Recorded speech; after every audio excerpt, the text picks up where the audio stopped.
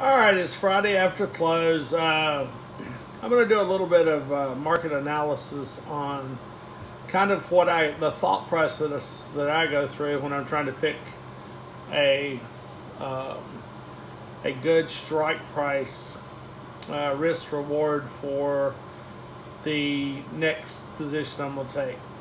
So what we're looking at here is I just went onto Yahoo and I pulled into a spreadsheet. I pulled uh, essentially the put information for TQQQ, and so this is TQQQ, and we have the 135s to the 146s for this coming week, which will be the 3rd of September.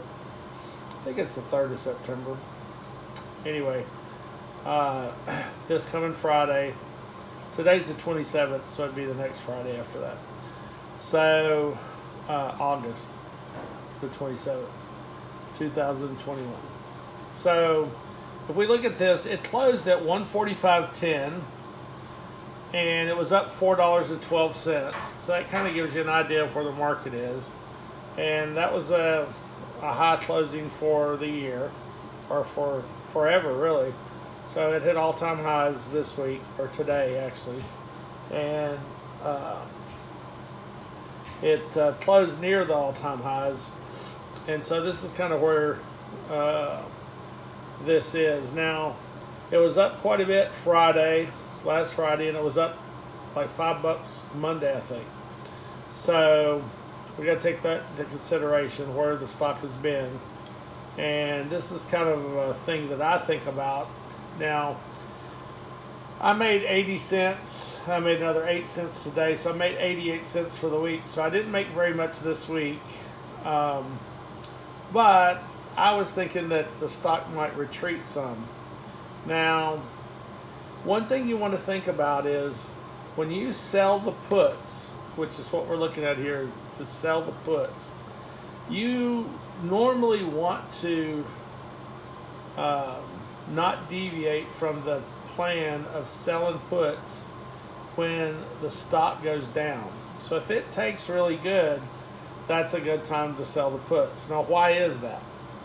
Well, if it goes down $4 one day, it's a good possibility it might be up to $3 the next day, unless there's some event that's going to make it keep going down. So if it's just market action, normal market action, it goes up one day, it goes down the next day, so forth. So if it's just market action, it's not going to go up every day, it's not going to go down every day. So on the down days, you're going to get a better price if it's down like $3. Then that's when you want to sell the puts, because the puts are going to look more attractive. The puts, instead of here, you see the puts were all down because the price was up today, so it was down, from $1.50 to $3.39. Then the put prices would be up. So when you buy a put, you're essentially betting that it'll go down. But we're selling puts, so selling puts is bullish. You're betting the price is either going to stay even or not go down. And typically, people sell out of the money to where they hope the option ends up being worthless and just expires, and they never get put the stock. But occasionally, if you're the kind of person that wants to play it close to the money, you'll get put the stock. The other option is that if you think you're going to get put the stock and you don't want to be put the stock, then that day you can roll it out a little bit further the next week and then hope that it drops that week, and you're going to get some premium for that too. So you can do that a number of weeks if you think it's going to drop. Problem with doing that with TQQQ is that might be the case and you might get lucky, but it's been up so much this year that typically for the week it's going to be up, and so you'll have to keep that in mind. It's up 50%, over 50% for the week, or for the year to date. So those are things you want to keep in mind. So You want to think about this being a, something that goes up more than it goes down. Now, if you are really doing this and you want to make the most money obviously is made at the money, because if the stock stays at 145.10 or goes higher, and it normally does go higher, then in this case you're going to make 1.68% for the week, which ends up being 7.2 cents for the month, which ends up being a yearly rate of 87%. So now what you can do, if you're not wanting to take the risk to buy at the money, which a lot of times I buy a little bit deeper, or I sell a little bit deeper. If you don't want to sell at the money and you don't want it to get put to you, then you might want to sell a little bit deeper. And if you sell a little bit deeper, then you may actually have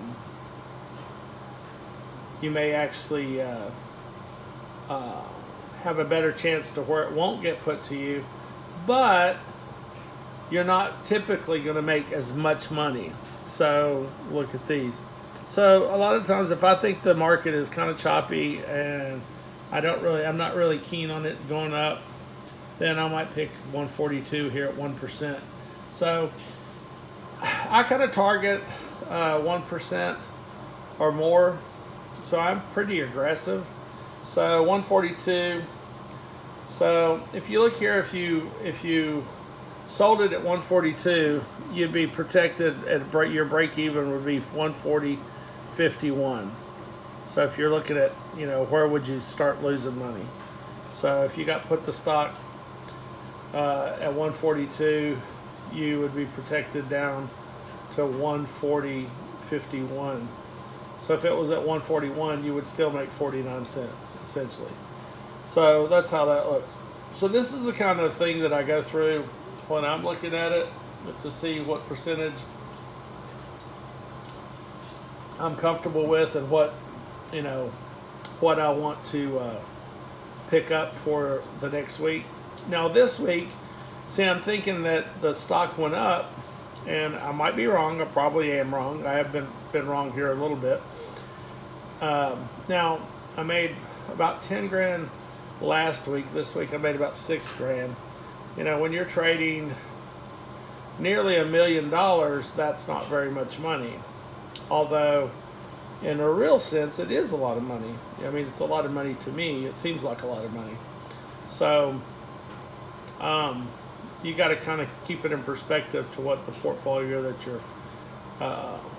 you're doing, that you're trading. So right now, I'm trading. Like this time, I traded 800 in cash and 60, or eight contracts in cash and 60 in my IRA. So that's what these numbers right here would be. Is if I bought 6,800 shares, this is what it would end up being. So if I did it at the money, I'd stand to make $16,000. If I did it at 142, I'd stand to make, $10,000. So, you can play it anywhere in there. Now, if it was close to earnings, 3 weeks out from earnings, and I thought, well, a couple of weeks into earnings, it's going to run a little bit, I might be aggressive and buy and sell the puts at 145 when it's traded at 145.10. I'd be more likely to do that if it was had been pretty choppy and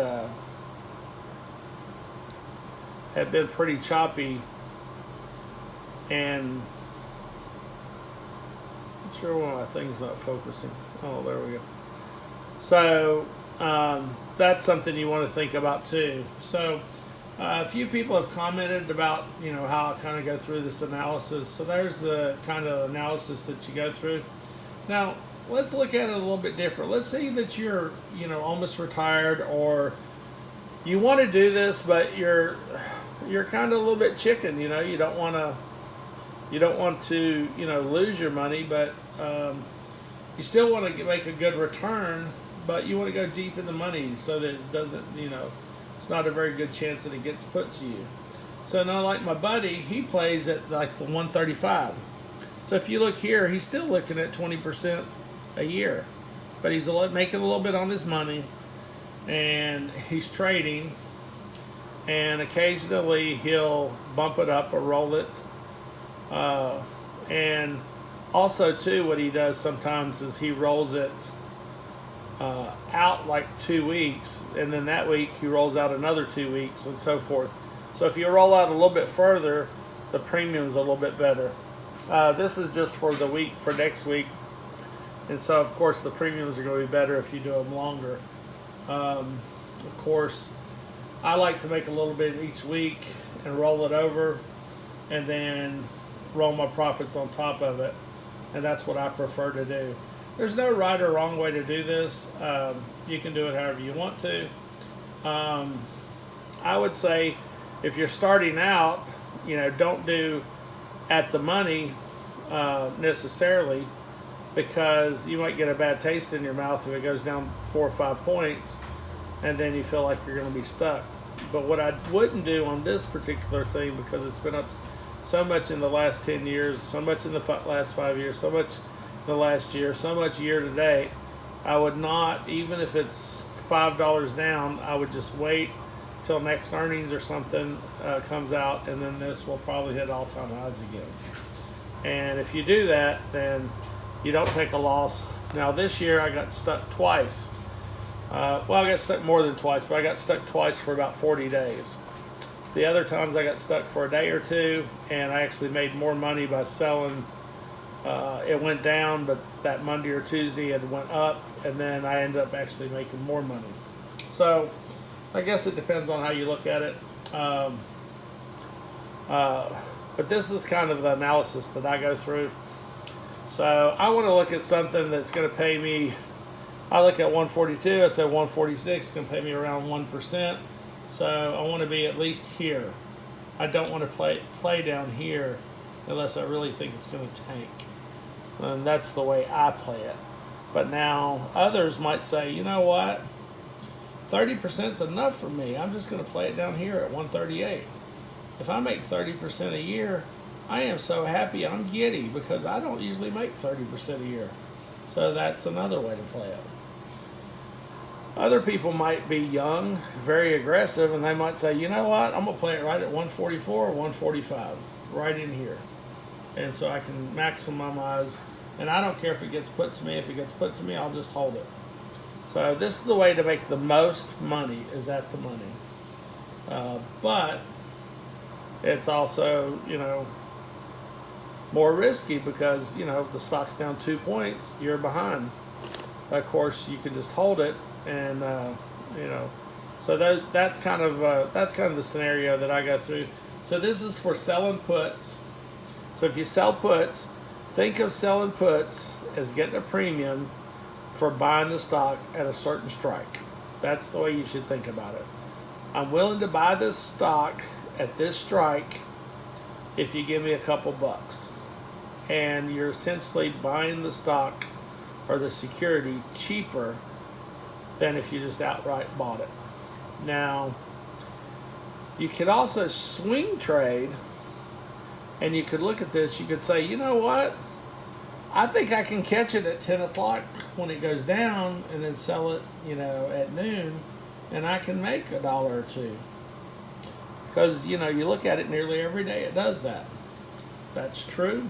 Another way to play it. Just be careful. Know that if you do get stuck, don't take a loss. Just hold it.